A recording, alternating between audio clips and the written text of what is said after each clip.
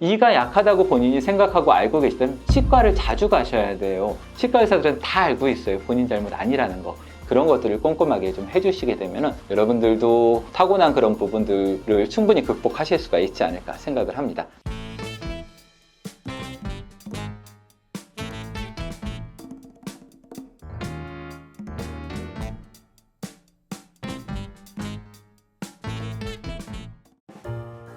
안녕하세요. 환자 중심의 진료 철학을 실천하는 강북의 치과병원의 이상수입니다. 오늘은 치아가 선천적으로 약하신 분들이 치아 관리를 어떻게 하는 게 좀 좋을까, 이런 질문이 좀 있으셔서 그 부분에 대해서 한번 말씀을 좀 드리려고 그래요. 사실 치아가 선천적으로 강하신 분이 있고 약하신 분이 있습니다. 이 안 좋은 집안이 있어요. 그런 분들은 그럼 구강 관리를 어떻게 하는 게 좋으냐, 그리고 또 정말 이가 안 좋은 이유가 어떤 거냐, 이런 부분에 대해서 한번 말씀을 좀 드리려고 그럽니다. 충치나 이런 것들이 생기는 데는 3가지 원인이 있다고 얘기를 해요. 첫 번째 원인은 유전적인 부분이 분명히 있어요. 숙주 요인이라고 그래서 사람이 타고난 부분들, 치아가 정말 단단하거나 아니면 튼튼하신 분들이 있거나, 반면에 이제 이가 좀 약하신 거나 이런 분들이 분명히 좀 있고요. 두 번째로는 환경 요인이라는 게 있어요. 양치를 잘 안 하신다든가, 정말 뭐 단 거를 좀 좋아한다든가, 이래서 충치가 좀 잘 생길 수밖에 없는 그런 환경을 갖고 계신 분이 있어요. 그리고 세 번째로는 병원체 요인이라는 게 있어요. 충치도 당연히 충치균이 있기 때문에 생기는 거라서 이 충치균이 굉장히 좀 중요합니다. 똑같은 충치균에도 여러 가지 종류들이 있어요. 어떤 놈은 굉장히 좀 독한 충치균들이 있고, 어떤 애들은 별 볼 일 없는 충치균들도 좀 있습니다. 근데 이 사람 입속에 어떤 균이 많이 자리를 잡고 있느냐에 따라서 충치가 굉장히 잘 생기는 사람이 있고, 아니면 잘 안 생기는 사람이 있을 수가 있어요. 이 충치균은 그러면 어디서 오느냐? 밖에서 들어오는 거예요. 태어날 때 당연히 무균 상태에서, 깨끗하게 균이 없는 상태에서 태어납니다. 이가 없으면, 이빨이 없으면 충치균이 없어요. 못 살아요. 충치균은 딱딱한 데 붙어서 사는 애들이기 때문에 이가 생기면서부터 충치균이 우리 입안에 자리를 잡게 되는데, 그 충치균은 어디서 생기느냐? 대부분의 경우는 역시 그 충치균도 목의 유전을 많이 좀 따라요. 아이를 주로 돌보는 사람이 엄마잖아요. 이러다 보니까는 엄마가 갖고 있는 충치균이 아기한테 넘어갈 확률이 굉장히 높습니다. 불행히도 그런 균들이 굉장히 독한 놈이 우리 외가 쪽 식구들이 다 갖고 있다. 그럼 본인도 이제 굉장히 독한 놈이 여기 딱 자리를 잡을 수가 있는 거죠. 그러면 한 가지 궁금한 게, 좀 독한 균들을 다 좀 약한 균들로 바꿀 수는 없을까요? 라고 생각을 하실 수가 있고, 사실 실험 같은 거를 해보면은 한번 자리 잡은 균들이 바뀌기가 굉장히 어렵습니다.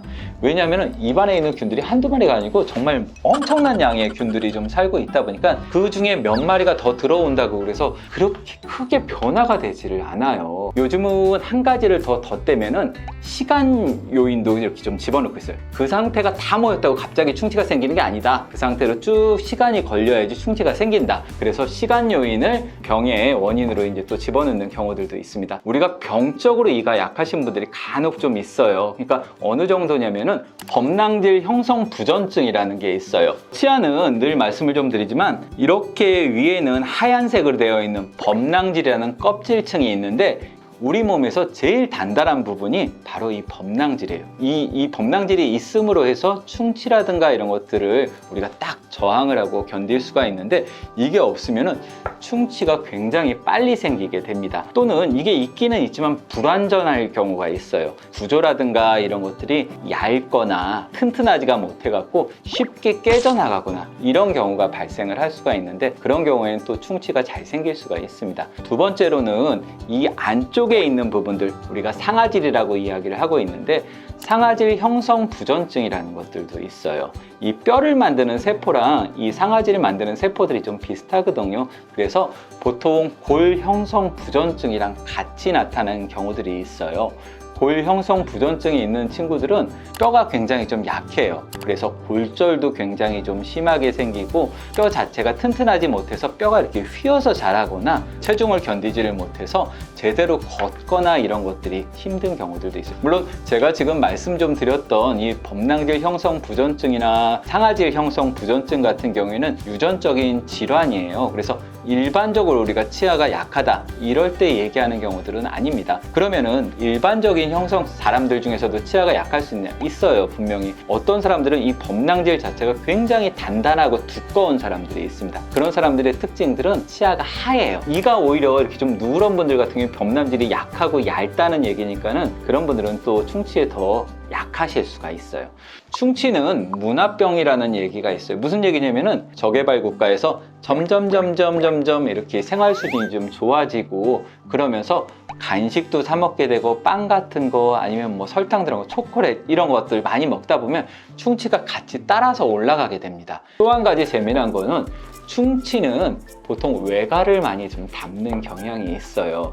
그게 이제 유전적으로도 치아에 관련된 염색체는 X 염색체 위에 있다고 많이 이제 분포가 되어 있기 때문에 아무래도 어머니한테 받은 X 염색체가 그 치아 형성하는데 유전적인 요인에 굉장히 중요한 역할을 할 뿐더러 그 집안의 음식 문화는 대부분 어머님들이 결정을 하고 대부분 본인의 어머님한테 배운 거다 보니까는 외가 쪽의 음식 문화가 그대로 따라 내려오는 경우들이 많아요. 그래서 충치도 역시 외가 쪽 계통을 따라가고 생기는 경우들이 굉장히 많습니다. 내가 이가 좀 약하다, 나는 충치가 좀 잘 생긴다 이러면은 내가 어떻게 좀 바꿀 수 있을까요? 이걸 물어보시는 경우들이 있는데 분명히 타고난 부분은 바꿀 수가 없지만은 아까도 말씀드린 것처럼 충치가 뭐 유전적인 요인 때문에 무조건 생기거나 환경적인 요인 때문에 무조건 생기는 것은 아니기 때문에 그런 부분들은 본인이 양치나 이런 것들을 하셔갖고 극복을 해내실 수가 있어요. 특히나 뭐 모든 양치는 제일 중요한 게 주무시기 전에 양치하는 게 제일 중요합니다.